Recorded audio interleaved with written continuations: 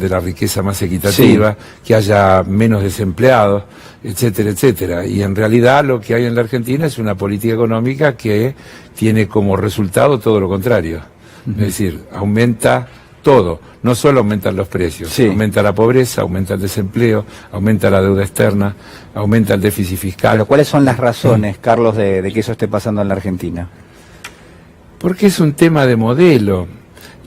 Yo siempre digo, tratando de simplificar el análisis, que en síntesis una política económica define cómo se acumula y cómo se distribuye.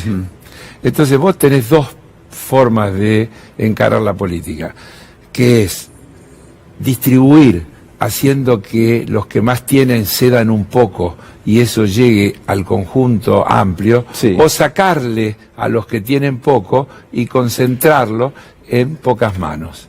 Todos estos instrumentos de políticas económicas que se aplican hoy en la Argentina y en buena parte del mundo, que podríamos ubicarlos en el inicio de Martínez de Oz, allí por el 77, 76, cuando el 2 de abril dice su discurso, pero que tienen un correlato global también, porque no es casual que en el 79 Thatcher asume en Inglaterra, que en el 81 Reagan asume en Estados Unidos y empieza una etapa, yo diría, gravísima para el mundo que nos toca vivir, que es la etapa del capitalismo globalizado, del capitalismo más feroz, que lo llaman neoliberalismo, ¿no? Neoliberalismo, que ha generado esa brutal concentración que hace que hoy menos de un centenar de personas tengan una riqueza equivalente a media humanidad.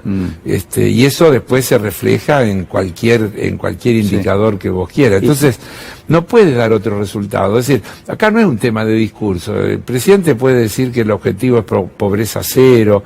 Bueno, fue lo que en definitiva hizo. Claro. Ahora, el presidente, por ejemplo, habla también de crear empleos de calidad, de mejorar la educación, y después vos ves un dato que te dice que el 48,6% de los chicos menores de 14 años son pobres. ¿Qué quiere decir ser pobre? Quiere decir que ese chico escasamente se alimenta. Ese chico menor de 14 años, el chico que está en la escuela primaria o terminando la primaria y empezando la secundaria, ¿qué posibilidad tiene ninguna. real? Ninguna. Ninguna. Entonces vos tenés que cambiar esas políticas. ¿La Argentina puede cambiar esas políticas? Puede cambiar esas políticas. Se hizo entre el 2003 y el 2015. La situación de la Argentina de hoy no es peor que la que había en el 2003.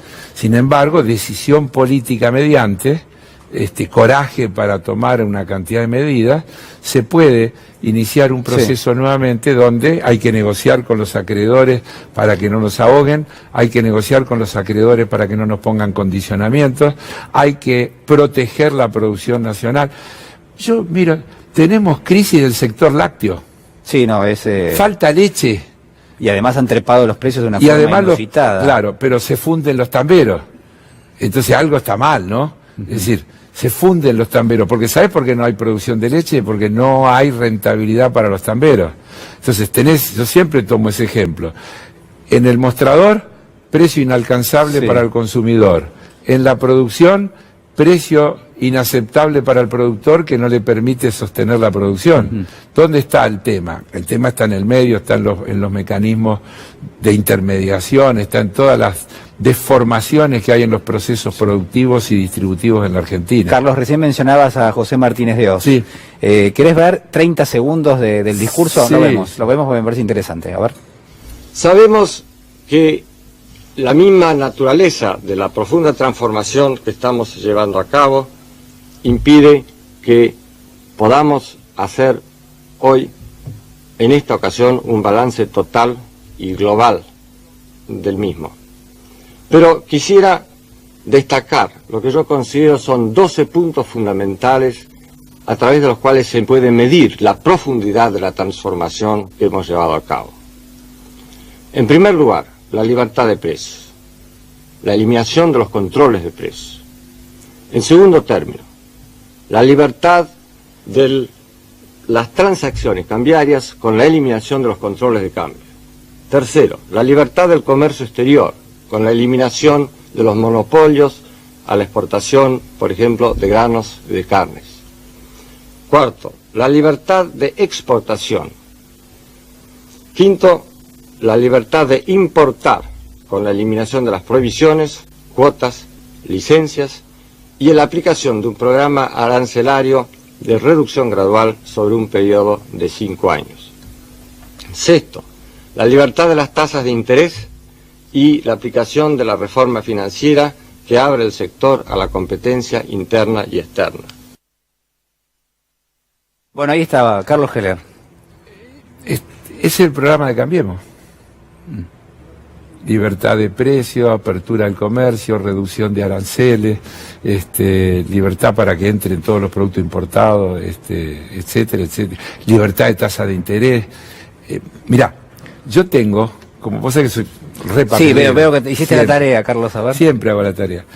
Acá tengo una cosa que es valiosísima, que es un reportaje que le hace Felipe Piña Martínez Dios. Pero se lo hace en 1995, en plena etapa menemista, y él hace ahí un repaso muy interesante, y dice que el programa tiene 3 pilares: la reforma del Estado, la liberación, modernización y apertura de la economía, y un programa de estabilidad para terminar con la inflación. Los 3 pilares. Y después dice cómo hay que hacer, que son esas 12 cosas que recién estábamos viendo. Pero también dice una cosa muy interesante. Hay una pregunta que le hacen de si para llevar adelante un programa como ese hace falta un gobierno militar, un gobierno de fuerza. Sí. Y mirá lo que responde Martínez Dios. Te lo voy a leer porque creo que no tiene desperdicio. Mi contestación es siempre la misma. Lo único que hace falta es decisión política. Le ponía como ejemplo en Inglaterra el programa de la primer ministra Margaret Thatcher, que en plena democracia parlamentaria estaba llevando adelante un programa basado en los mismos principios que el nuestro.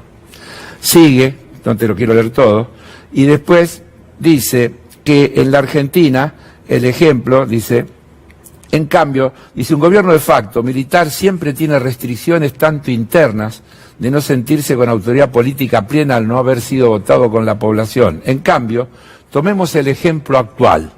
Un gobierno como el del presidente Menem, que toma una decisión muy semejante en cuanto a las grandes orientaciones, tiene todo el poder político que le da la fuerza del voto popular para llevar adelante su programa. Mucho más fuerza que la de un gobierno militar, aunque parezca un contrasentido. Esto lo decía Martínez Dios en 1995, y fíjate que hacía la misma comparación que estoy haciendo yo.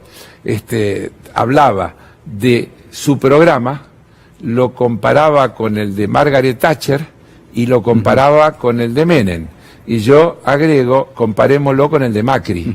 Habría que poner el del medio, que podríamos compararlo con el de Cavallo, y tendríamos un combo perfecto de intentos reiterados de llevar adelante las mismas políticas que inevitablemente tienen los mismos resultados.